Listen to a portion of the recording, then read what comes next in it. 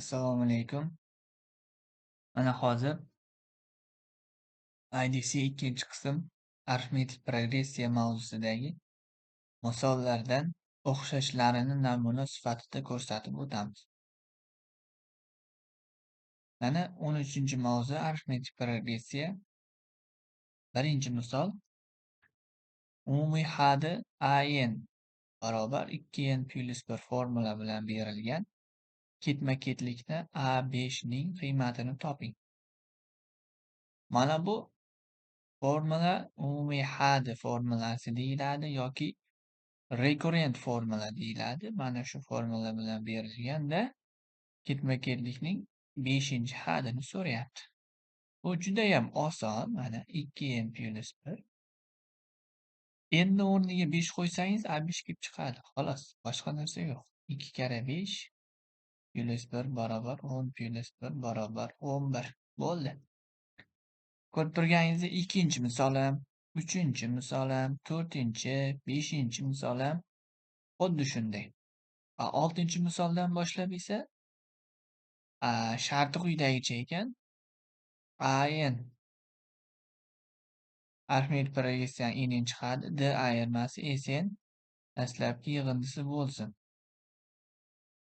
Mana keling 8-misoldan ko'raylik. Ikkita narsa berilgan, bitta narsani toping degan savolda bu. A1 berilibdi -11 ga teng, D berilibdi -2 ga teng. A7 ni toping. Bilasiz, umumiy formula AN teng A1 + n-1 ko'paygan D yoki shu A7 uchun yozadigan bo'lsam A1 + 6 da, mana bu 6 bilan mana bu 1 ni yig'indisi mana buni berishi kerak. Shunda tenglik to'g'ri bo'ladi. Demak, A1 berilgan -11 ga teng, D berilgan -2 ga teng. Barobar, demak -11 -12 barobar -23. A7miz -23 ga teng ekan. Xulosa sifatida aytib o'tib ketaman. 6, 7, 8, 9, 10, 11 bir xil. Hammasi bir xil. Mana 12 ham, 13 ham. Ha.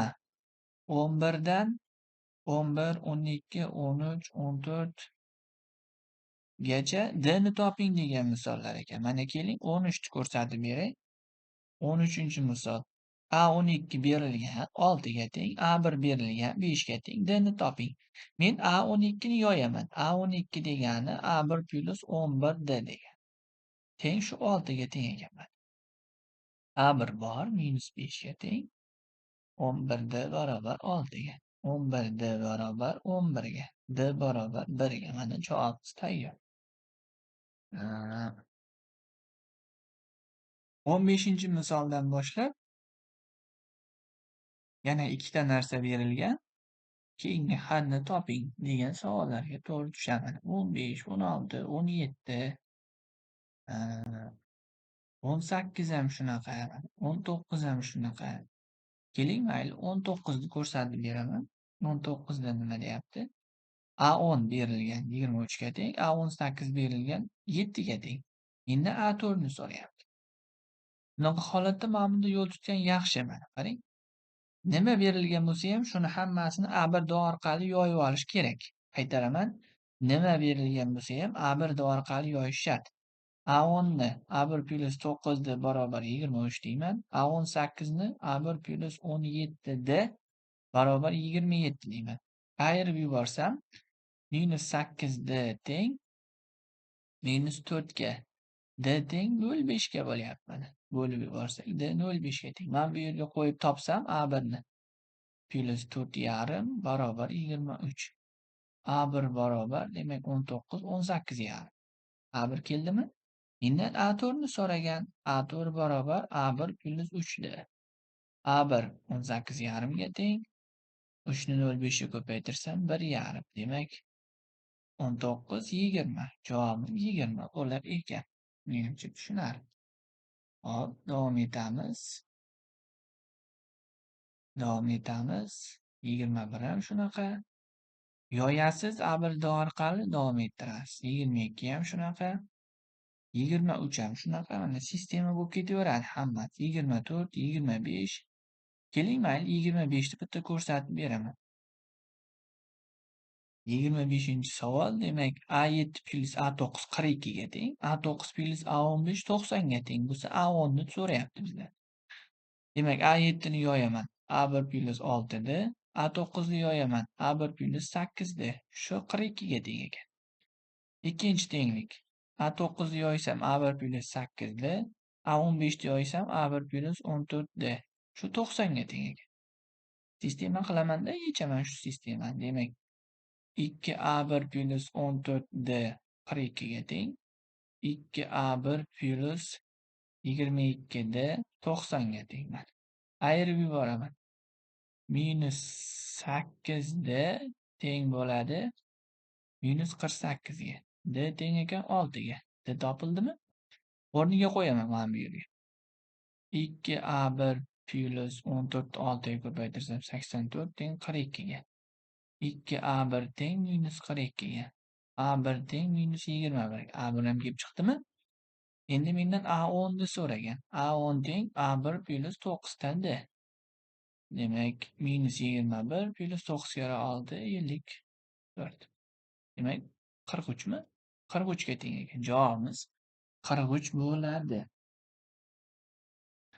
25 gacha shunday. 26 dan boshlab 26, 27, 28 boyagi birinchidan 5-chi misollarga o'xshash bir xil. 28 ga qarang. Hadlari AN teng.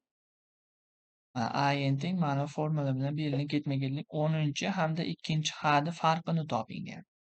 Endi o'rniga 10 qo'ysam A10 kelib chiqadi. 20 minus 7 13 ga teng. Endi o'rniga 2 qo'ysam A2 kelib chiqadi. 4 minus 7 minus 3 ga teng. Farqi deyapti, ikkovini ayirib qo'yasiz. A10 minus A2 miz 16 ga teng bo'ladi.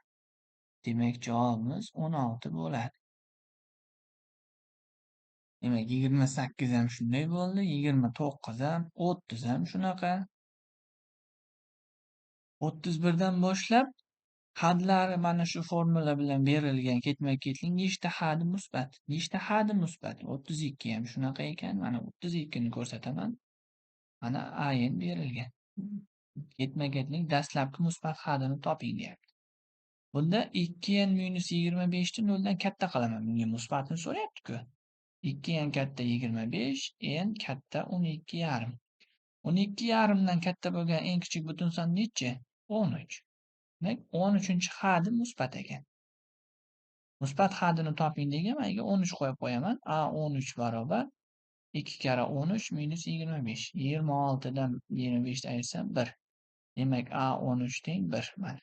Javob. Tushunarli? Endi 33 dan 40 gacha mana bir xil savol.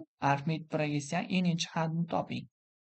Ikkita narsa berilyapti, n-chi hadni so'rayapti. Masalan, 35 savol. Mana qarang. A1 3 ga teng, A2 5 ga teng. Men umumiy formulani yozib qo'yaman. AN teng A1 plus n minus 1 ko'paygan D ga. Menga A1 bor, D kerak. D ni men bu yerdan topaman. D teng bilasiz, A2 minus A1 2 ga teng. Shuni o'rniga qo'yib yuborsam 3 plus n minus 1 turadi, ko'paygan 2. Ochib yuboraman. Plus 2n minus 2 yoki 2n plus 1. Mana n-chi hadi mana shunday topiladi.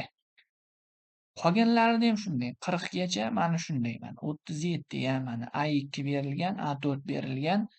A1 bilan dini topib olasiz. Boyagidek sistema qilib yoyib. Mana bunda chiqadi. 41 dan 45 gacha berilgan ma'lumotlarga ko'ra n ni toping deyapti. Mana 41, 42, 43, 44, 45 bir xil. Keling 44 ni ko'raylik. 44 da demak A7 berilyapti, A8 berilyapti, AN berilyapti. D ni toping deyapti. AN barobar A1 plus n minus 1 ko'paygan nimaga? D ga. Bu yerda D nechiga teng? D A8 dan A7 ni ayirmasi minus 1 ga teng. Menga A1 kerak. A1 teng A7 teng A1 plus 6D deb topib olaman. Ya'ni 8 teng A1 minus 6. A1 teng 14 ekan. O'rniga qo'yib yubораman. Minus 10 barobar 14 plus n minus 1 ko'paygan minus 1. Mana buni minus qilib qo'ysam bo'ldi ekan.